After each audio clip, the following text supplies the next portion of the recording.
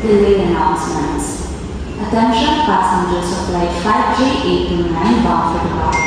We regret to inform you that your flight has been delayed due to a mechanical issue requiring additional inspection. The new estimated departure time is 8:30 p.m. We apologize for the inconvenience and ask that you remain near the gate area. Further updates will be provided as soon as they become available. Thank you for your patience. Gate change announcement.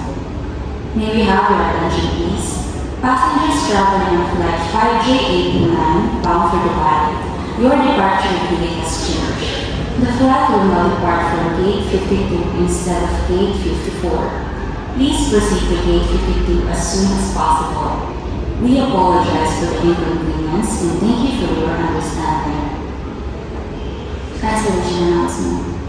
Ladies and gentlemen, we regret to announce that flight 5J829 bound for Dubai has been cancelled due to severe weather conditions caused by Typhoon Susan.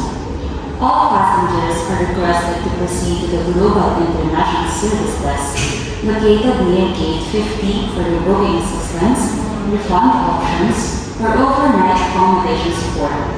We sincerely apologize for the disruption to your travel plans and appreciate your patience. Thank you.